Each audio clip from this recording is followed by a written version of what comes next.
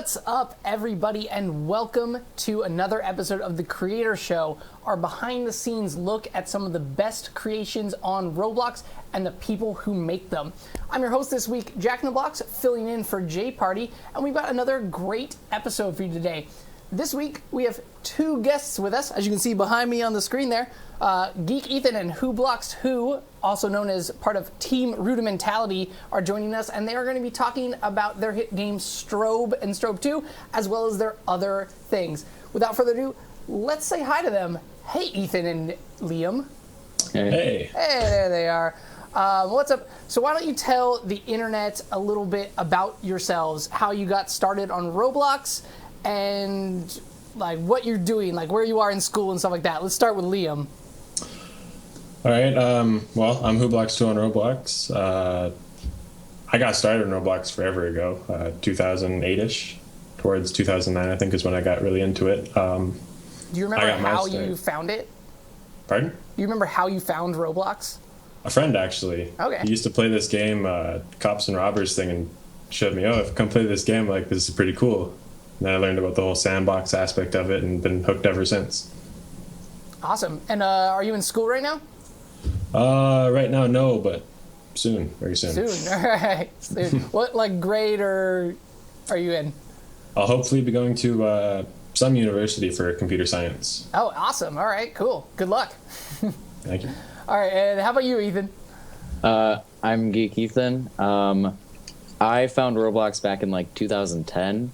I was really fascinated with games like Little Big Planet where you could create your own things. So when I found Roblox after, a quick Google search, I, immediately fell in love with it. So I've been building on it ever since. I'm a sophomore in high school, so I'm a little bit younger than Liam. Cool. Awesome. Yeah. Thanks, Little Big Planet, for getting us an awesome Roblox developer. We totally punked him.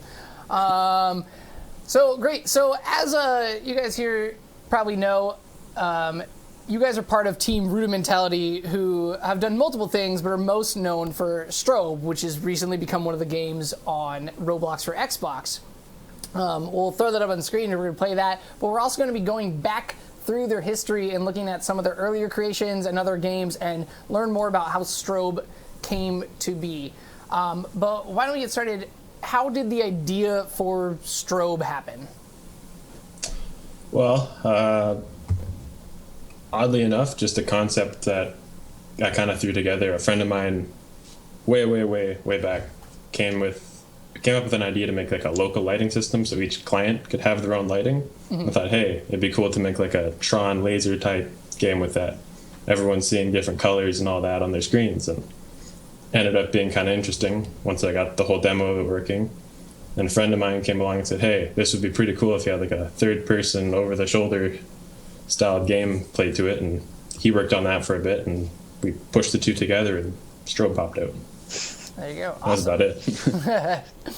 And for the audience who doesn't know, what aspects do each of you work on Strobe? I do a lot of the programming and design work, and Ethan does a lot of the asset and design work too. And we both try to share a lot of the whole community interaction bit with it. Okay. Yeah. Cool. And are there other members of Team Rudimentality? Yes, there's Wheatley's, who's been doing a lot of the island and survivable type games. Another guy, Divigation, who's been kind of off and on working with us, and a couple other people who do the same thing. Sir Spence, I can't remember the numbers off of his name, but that's about it. One of those classic Roblox usernames with 18 numbers at the end. Very cool. Awesome.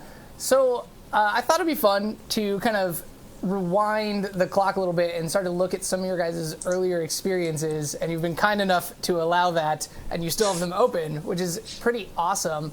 Why don't we, let's talk about things. Let's start with you, Ethan. What was one of the first things that you made on Roblox that you were really proud of? One of the first things that I made on Roblox was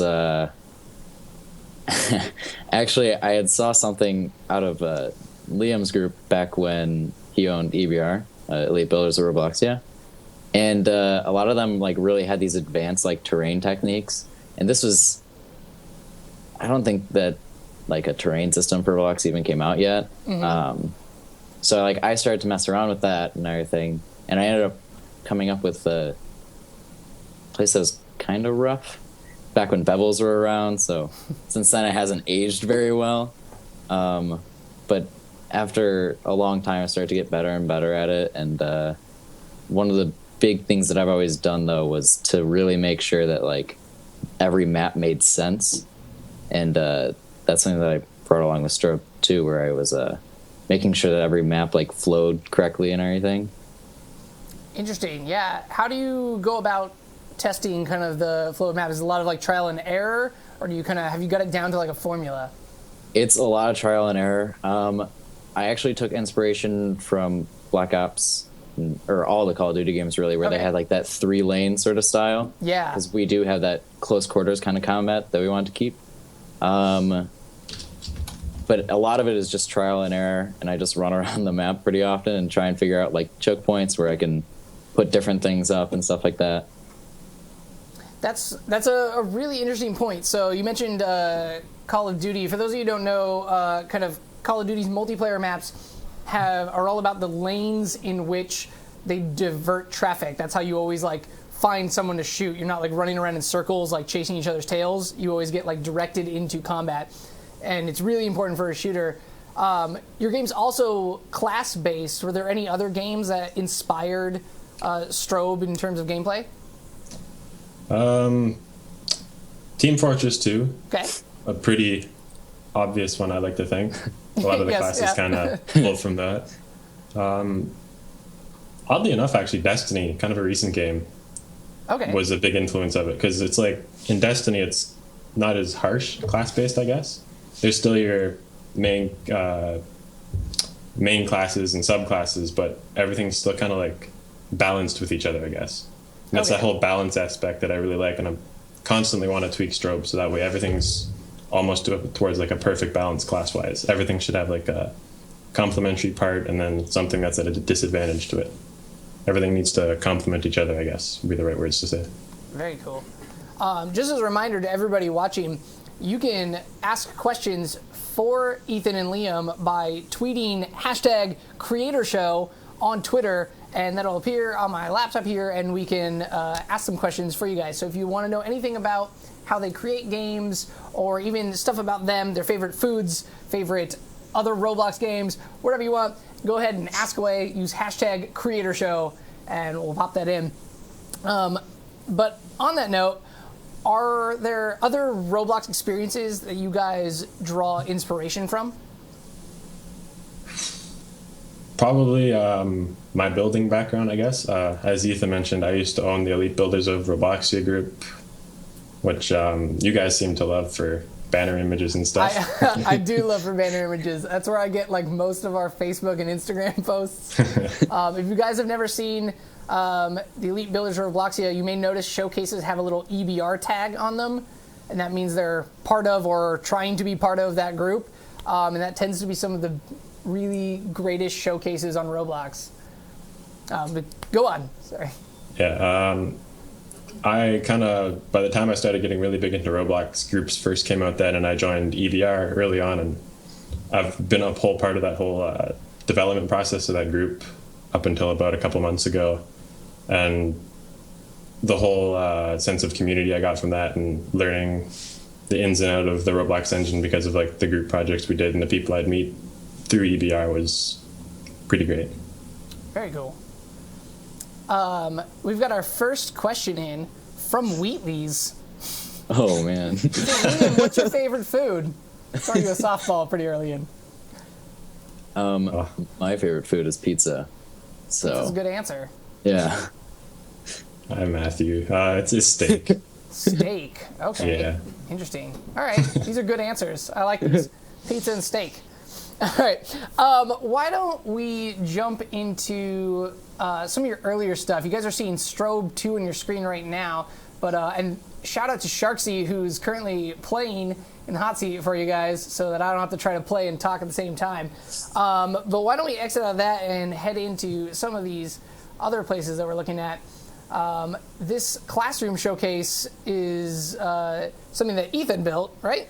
Yeah. Yes. Ethan, tell us a bit about this.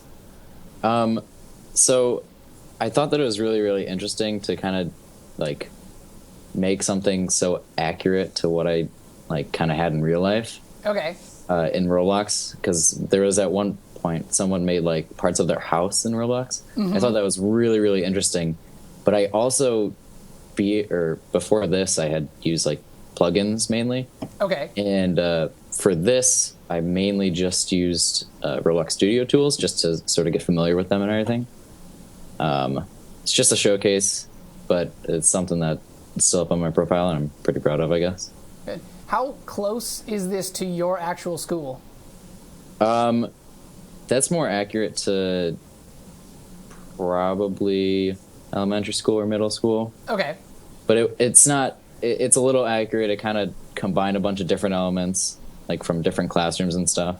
So some parts of it are like exact replicas of some classrooms, and then other parts from other classrooms. Very cool. Do you find it more challenging to try to recreate something accurately versus trying to like imagine something from scratch?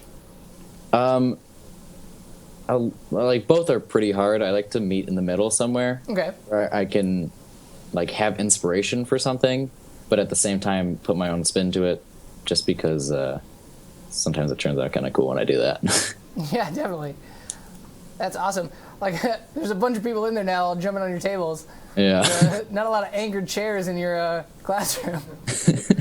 Yeah. Very cool. And then let's move on to one of Liam's showcases, which should be pretty familiar to a lot of people who've been on Roblox for a while. This has been on Roblox banners multiple times.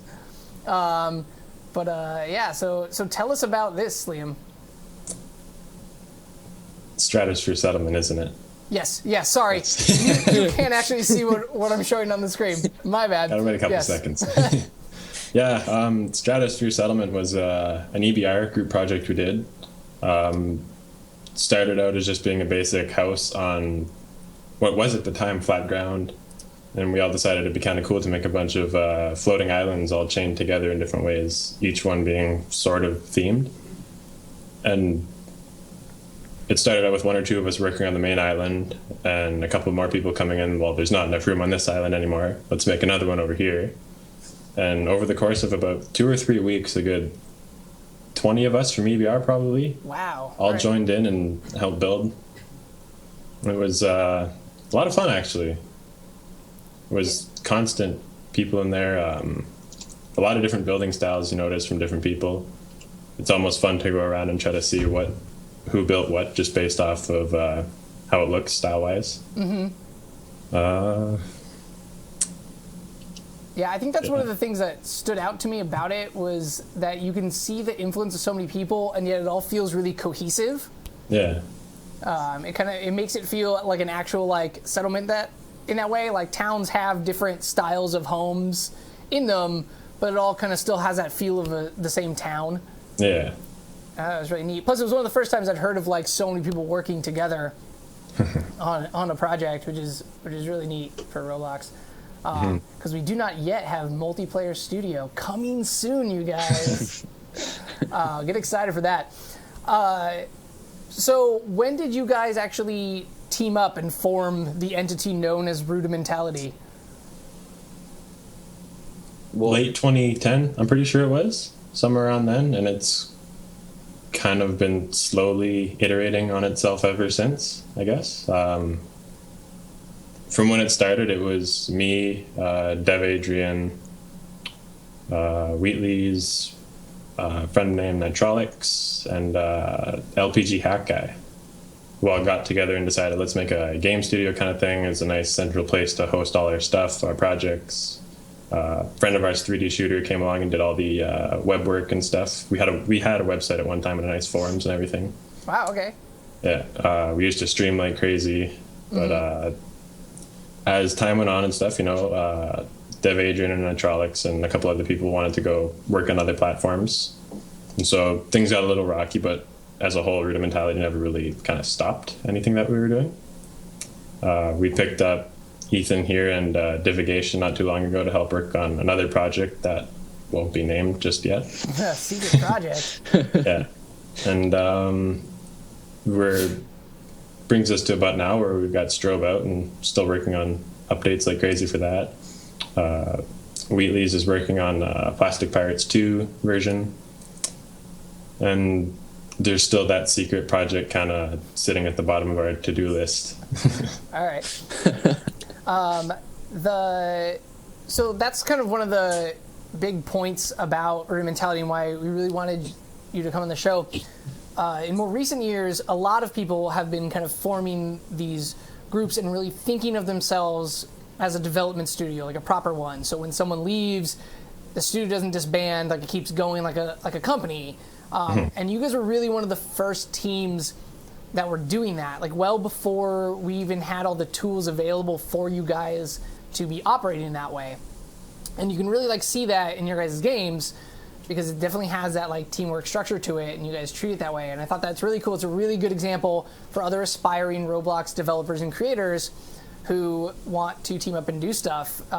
You like stick with it, like you go years strong and you like always keep the projects and the company like intact.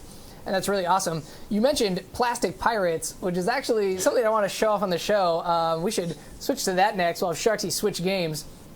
Was this the first game you guys did as a team? No. No? All right. But pretty early. I'll explain it real quick. Sure, go for it. So Plastic Pirates kind of started off when the whole murder game craze kind of broke out. Right. We figured, well, these are kind of like Gmod games, and hey, that Flood Gmod game was pretty fun. So we thought, hey, let's make that. And it was Wheatley's, Nitrolix, I guess Dev West is what he changed his name to then, me, and I can't remember who else. I want to say there was someone else. I can't remember. I feel really bad for it. We all decided we'd pitch in on this, try to make basically like a flood type game where you'd build a boat, survive, and try to break other people's boats. Mm-hmm. A big part of what we wanted, because I mean at the time we were just kind of feeling this whole classic build style. We take all these old classic build tools, try to make them work again, and build the whole game around a really classic styled Roblox experience. And Quenty decided he'd put out Whatever Floats Your Boat not too long after we finished this. Yes, and yeah. Stole the show from us. You created a genre on Roblox. Is one way to think about it. But yeah, so if you guys like Whatever Floats Your Boat, you have Plastic Pirates to thank for that. It hit the scene first. This is one of the first games I actually ever played on Roblox. Really? Yeah, I think it was on the first stream I was ever on, and I like was really struck by how like it combined the like building aspect that made Studio so cool with some exciting gameplay, and I really enjoyed it. So it was favorite games. We should see if Sharksy can take some people out. Well, there you go. A lot of people running around. It's definitely one of those games that gets pretty hectic when people are all jumping in there. Yeah. Yes, the running animation is also pretty good. Oh man, the flood started. There it goes. But this is a older game of ours. It is getting a second version. Wheatley's is off and on working on that, balancing school and development on that. But in terms of like the first games we actually made of like a company, like you mentioned earlier, one from forever ago called Bracket was officially, I guess, our first group project. It was me, Adrian, Nitrolix, a guy named Finway who was supposed to build maps for us, but the project never went that far. And then we've kind of been iterating off of each of those types of project formats since then. And this is probably about like the 7th or 8th group game that we've done and put out there. There's, believe it or not, a lot of stuff that we don't publish as games that we work on, but it doesn't hit the stage where we feel it's ready to be pushed out as a game kind of thing. So there's a Dropbox folder somewhere full of just hundreds of dead things that never quite got to the point where we want to keep working on them. Got it. We got questions rolling in from Twitter. Reminder, you guys can tweet #CreatorShow to send in questions for the show. Approximus wants to know, how long does your creations take to come together? Like, what's the average like timeline for a game? Months. Yeah. Easily months. Yeah, like Liam said, we kind of only push out the things that we really think are like good enough to push out and like have enough like stuff going for it. So honestly, it takes like months to iterate a game that really is something that we want other people to play. Like Strobe 2 was in secret development for At least 2 months. yeah. It's probably going on 6 or 7 months of development time now, I'd say. That secret project that I mentioned earlier that, again, won't be named, probably going on a year maybe-ish, maybe a little longer. About a year, yeah. There you guys go. So have patience if you're working on a project. Like, Yeah. it's not going to be done in a week. Max C wants to know, do you guys use F3X or other plugins when you're building games? So I use, is it Build Assistant, Liam? Yes. So I use Build Assistant by Liam. And I also use Command Utility when I'm making maps because it's just really easy and something that I've been doing for a while now. So kind of just natural. I use the same pack pretty much. The other tool set I use is Wingman 8 C-frame tools that he made forever ago and published in his models. Managed to find that in actually a really neat set of building tools, and I've been picking that up and slowly phasing out Command Utility, actually. I've been phasing that out and just getting used to building with studio tools. They're actually a lot more powerful than people give them credit for. Very cool. Morton has a question that I can't believe I didn't ask. Where did the name Rudimentality come from? Oh, I gotta think about this.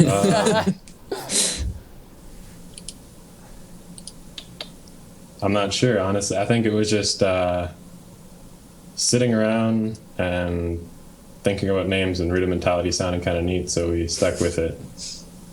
I can't remember some of the other names we would have come up with. Again, it's like years and years ago. Yeah. Cool. Awesome. We got, let's see, Sharksy's still building. Good work there, Sharksy. That's right. Gonna get a nod. Thanks. Very cool. We'll let a flood happen so we can see. Oh, good. Perfect timing so we can watch this. Oh, that boat has a large door in it. Kind of not a great idea.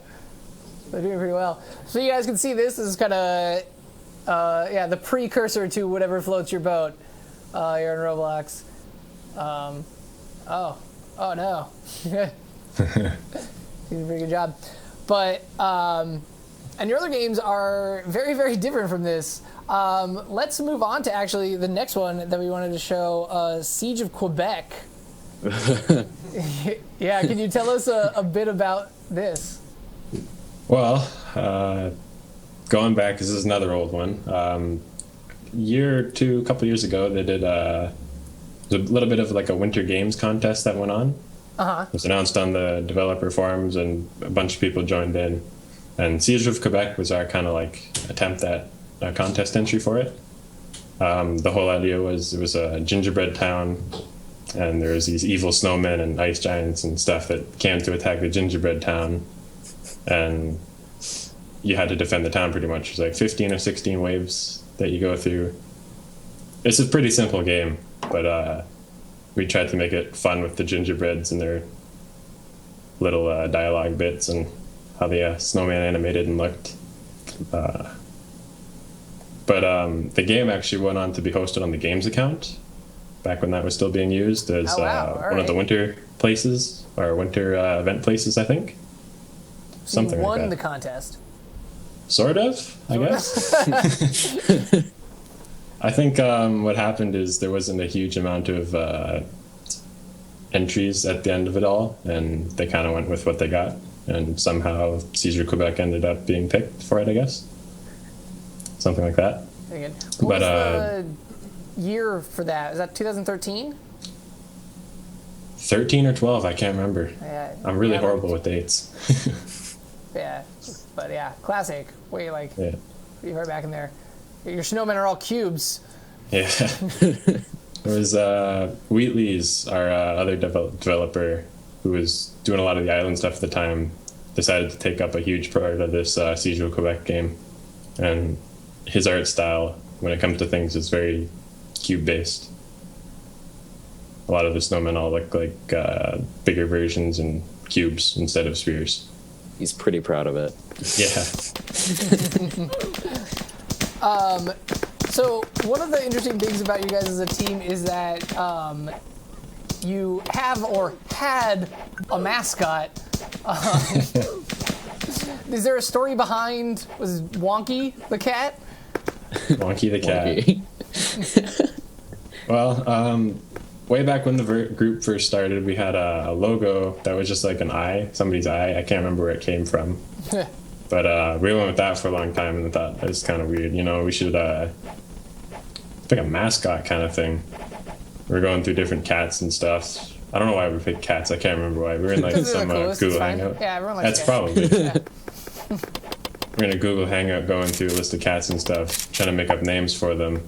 And Adrian guy, the guy who's no longer with Rudimentality, the guy who started it, settled on Wonky the cat.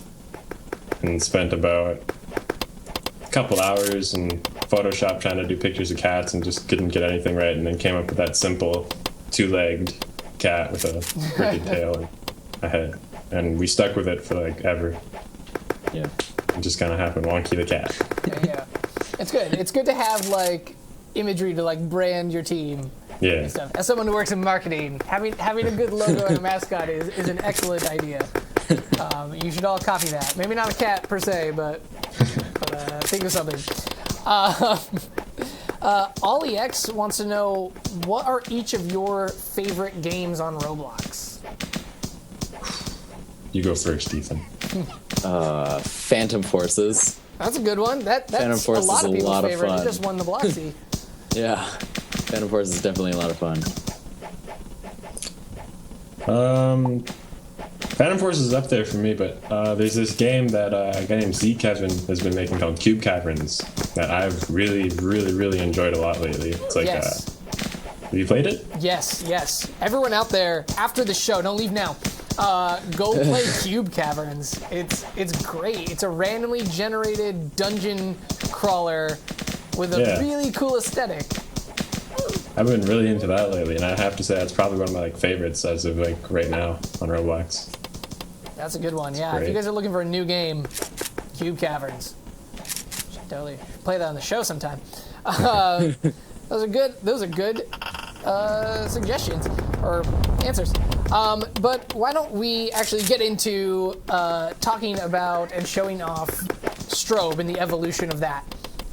We've got one of your early kind of tests for it that we can put up on our thing. Sharksy, let's check out Frame. I like having Sharksy here. He's great. He's very responsive. Look at that. It's already coming up. So tell us a bit about Frame. Yeah, Frame was that initial tech demo I was talking about, where got a hold of this local lighting idea and kind of tried to push it and see what we could get away with, and ended up being a lot. So we took this idea years and years ago with this local lighting stuff to make like a really unique experience, added all these selection boxes to make like the fake neon looking stuff all over the place. Mm-hmm. Yes. Because at the time there wasn't neon by years. Yeah. And then we ended up replacing the surface GUI or selection boxes with surface GUIs and then to neon. So it's pretty old. But yeah, this place was like the proof of concept for what would later be strobe. This was like the place where we did a lot of the lighting tests, tried to see how much we could do with selection boxes before we went anywhere with it. And this was I can't remember how long. Again, pretty bad with dates. Check that. Let's see. What's the date on the place? Early 2013, like January. There we go. Yeah, that sounds right. So yeah, way back. Very cool. So like you can obviously see, if you guys are familiar with strobe, you can see the like building blocks of it there in Frame. Pretty good proof of concept. We're going to go pretty fast here and actually jump into Strobe 1 now that we've filled that server of people playing Frame now. They can battle it out right there. So what was the kind of work to go from Frame to Strobe? Majorly the third-person over-the-shoulder styled camera. At the time, humanoid characters weren't working for us, so we ended up making our own custom characters, and then along that gave us the opportunity to make really doable over-the-shoulder styled cameras that had the mouse lock and everything, which at the time was just a horrible hack kind of thing. So once we had that nailed and down to a science where it would actually work really well and was feasible for a full game, we took the movement system in the camera, put the lighting and the selection box style together to give that whole Tron neon shooter laserish type feel. And just worked on it from there, decided what kind of classes and complementary bits we'd wanted, how the map should be styled and everything, and slowly iterated on that. A lot of the maps from Strobe 1 were also ported to Strobe 2 using your new style, the neon bricks and everything. Mm-hmm. So if you play Strobe 1, you're probably going to recognize a lot of maps. Mm-hmm. There's a couple of features in Strobe 1, like some of the velocity pads that I've been meaning to put back into Strobe 2. It's just finding a good way to do it has been a little tricky so far, but I think I'm getting close to it. Okay. Cool. So you talked about the camera and the lighting. Is there anything else in Strobe? Because a lot of the additions to Roblox Studio has made a lot of these things easier to do, but you guys were basically hacking it to make it. Is there anything else in here that that is harder to do than it looks? The movement system, honestly. Way back when we first started this, we didn't have ways to tie into the rendering at all, ways to keep things synced up with the camera. So a lot of things are happening really inefficiently, but they have to make it work kind of thing, and it took forever to try to figure that out. The movement system is a combination of a bunch of different body objects and physics movers that is really inefficient, but it gives us a bit more flexibility over what humanoids did at the time. And in Strobe 2 now we actually do use the humanoid characters, and a lot of the little grievances and issues we had before have all been patched up and moved aside. Like I said, we actually have access to a lot of the different camera stuff now that we didn't back then. Tying into the rendering has just made the whole process easier. Like if I was to take what Strobe was now and cut out bits of code that involved all the hacky little things, I could probably cut it down a good 30 or 40% and just get rid of all the junk that doesn't need to be there anymore. Wow. Yeah. Very good. So in that sense, how much of Strobe 1 were you able to basically like keep and port over to Strobe 2, and how much did you have to just build from scratch again? The animations we did keep for the most part. They've changed a little bit, but for the most part it's roughly the same animation code, which I'm kind of surprised stood the test of time, but I guess some things will. The style, obviously. The lighting hasn't changed much, how we do the local lighting, but the only recent change was filtering enabled, which made it a little bit easier. Aside from that, though, a lot of the rest of the game had to be more or less rewritten. Like, we don't use the movement system anymore, so that's a huge chunk of what was Strobe 1 taken out and rewritten for modern day characters, I guess. Most of the maps were ported over. Basically, too, yeah. like just the basis of them. But I've been in the process of like reworking them and rebalancing them and making sure that they're just right. Mm-hmm. Very cool. Let's pull up Strobe 2 so people can kind of get a good sense of how they look. They look very similar, but you'll notice the differences when it's in motion.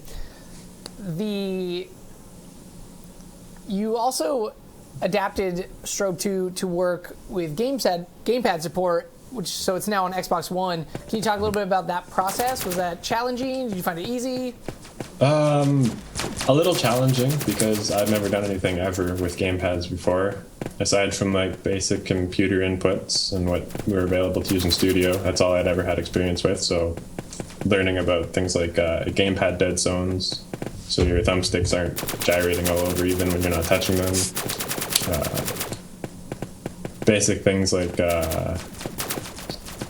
aim assist actually was a big one I had to figure out, because aiming without it on a gamepad is just incredibly difficult and really unfair when you're playing against someone on a computer.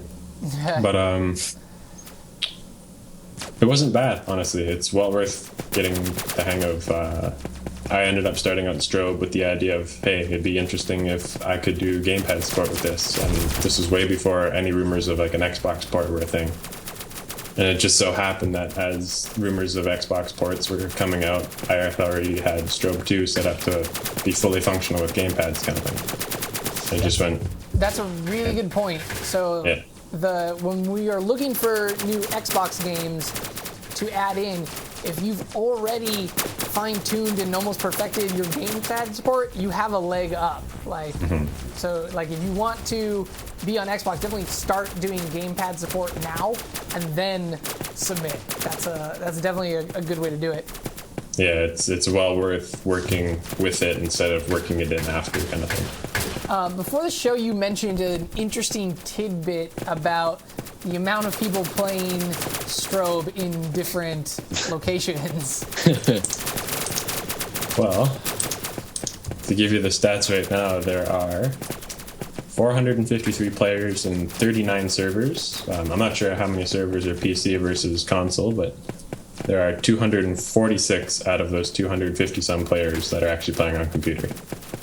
And most of the time, we actually have more people playing on Xbox than we do on PC. I think we boosted it just now by putting you on the show. We may have messed up those stats, but before we went live, there were more people playing on Xbox than PC. It's one of the most popular games of the Xbox ones. So it's pretty exciting. I see people playing that one a lot, so it's a really good fit. It's pretty cool to see that. We got more questions rolling in from people. Dallas wants to know, what are each of your favorite classes to play as in Strobe? I really like the Knight. The Knight is really, really good, but it's kind of hard to play with the controller. So I have to say Defender. I really, really like rockets and explosions, so I also added rocket jumping in recently, and that's been a lot of fun to race across the map with rocket jumps and surprise people. Oh man, I haven't even tried that out. So actually, can you do rocket jumps? Oh, he's gonna try. What a trooper. The implementation's a little bit awkward, but it works pretty well. He'll blow himself up. It'll be fun. There you go. Hey! Nice, that's awesome. Very good. That changed the game. I'm going to do that later. Awesome. More questions coming in. Productive Mr. Duck wants to know, this is for Ethan, do you use real-life objects/imagery for inspiration when you build? When I do showcases pretty often, I'll look at like other pieces of art. It doesn't need to be digital art, and I don't know. Usually it just comes from my mind. But sometimes I have to look at real-life buildings and try and think about how that could be implemented too. Very cool. Ruined Rune Games wants to know, do you guys have any advice for aspiring builders and programmers? Keep at it. Just don't stop, kind of thing. The worst thing you can do for yourself is to get frustrated and stop. It's well worth spending the time, even if it's taking forever to do simple things, to just really flesh it out and understand how every little bit works. Honestly, make the game that you want to make. That's one of the things that Rudimentality is sort of kept at, where every game that we make, it's something that we would want to play, which is why you can probably catch me on Strobe 2 pretty often too. It's really hard to get or to do something that you are just doing for money. Like if you really enjoy it, then it'll be way easier to just keep doing. Definitely, that's a good point. Yeah, make the games you want to play.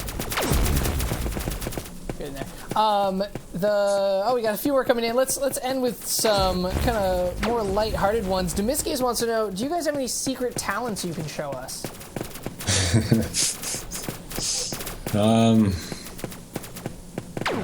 Not to put you on the spot. I can't really show it. Nothing I could show. Nothing you can show. Okay, No. well, definitely not then. President Guest wants to know if you could make up any ice cream flavor, what would it be? You know what? Actually, there's this. Orange marmalade. I had bacon marmalade the other day, Wow. and it's actually really, really good on toast. Like, incredibly good. You wouldn't think, but it is. So like, some weird, like, just basically take bacon marmalade and turn it into ice cream, and I bet that'd be really, really good. Okay, that's an awesome Like with answer. a waffle cone, it'd be great. Oh, wow. All right. Honey, we talk about food a lot on this channel. Sounds good. Ethan, you got any secret ice cream flavors you want? So I had jalapeno cream cheese the other day, and I didn't expect it to be good at all, but it's really, really good. So I'm wondering what else jalapeno would be like good as. So I would like an ice cream jalapeno. Okay. Wow, these are both awesome answers. I was not expecting such good ice cream answers. That was really good. I would try both of those. If Baskin Robbins or anyone from like Dryers is watching our show right now, don't steal our ideas.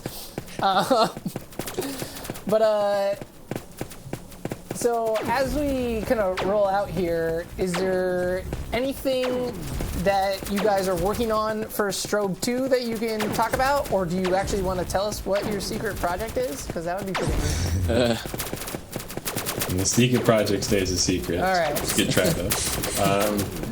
Ethan's got a bunch more maps. We got plans to add like a bit of like a customization aspect to the game, and with that, a store. So things like hats, because we already took a lot from TF2. Want to take more? Yeah, go for it. Yeah, hats, different gun models, maybe sound packs, things like that too. A lot of customization bits that we want to add to the game. More game modes. King of the Hill game modes coming pretty soon, maybe next couple weeks. Oh, great. Yeah. When you think about customization and things like that, would that be limited to aesthetic things, or would there be like weapon packs that might affect gameplay? It's kind of touchy. I mean, pure cosmetics is easy. There's nothing that involves gameplay changes, but it's a big draw for people. I mean, and it's cool to have a different weapon that does a different thing, kind of thing, more than it just being like a skin you slap over something else. To have it have like a special effect above something else is, I'd say, a good incentive to buy something. But I don't. We would never add in something that would just like if you paid for it, you would be super overpowered. Because this game, since the beginning, it's been like really about balance and stuff like that. Yeah. For sure. Yeah, balance is definitely key with these games. That is a tricky thing to try to do. Cool. So no aimbot DLC. Yeah. Would there be like, have you ever thought about map packs? That's kind of... Maybe. I've never seen anyone on Roblox do a map pack. Yeah, I don't know about in Strobe, but I've thought about that before in games. I don't even know if it would work. I'm just like throwing things at it. Yeah. You're like, stop saying impossible things. Very cool. So that about wraps it up. I wanted to thank you guys so much for coming on and showing us. I can't wait to see your secret project based on everything else you're making. I'm sure it's going to be awesome. And maybe we can get you back on the show to premiere it for us. That would be pretty cool. If you guys have not played Strobe 2, you can check it out both on PC and Xbox One. Roblox on Xbox One is completely free to download. If you were in Canada or Europe, I am not supposed to tell you that you can change your console settings to be the US region and download it for free, and then change your settings right back. That's currently the only way to get it if you don't live in America. But I didn't just say that. Wink, wink, wink. Winking at you guys. Thank you guys so much, Liam and Ethan, for coming on the show and taking time out of your day. Thank No you. problem. Thanks for having us. And thanks everyone who sent us questions and hung out in the chat room and watched the show. We'll be back again here on twitch.tv/Roblox on Wednesday for our 100th episode of The Next Level. You don't want to miss it. It's extra long, multiple guests, and there will be prizes for you guys to win. So if you want exclusive Roblox catalog items, tune in Wednesday, 2 p.m. right here on twitch.tv/Roblox. If you missed any of this show, we're going to replay it right after here, so stick around. It'll be about 10 to 12 minutes before it goes back on the air, and you can catch up on everything you missed and learn more about Ethan and Liam. Again, if you already watched it, watch it again. It's fun. Play some Strobe while you do it. It'll be good. That wraps it up. I want you guys to have an awesome Friday, and I'm Jack in the Blocks. You've been watching Roblox on twitch.tv/Roblox. Have a great weekend.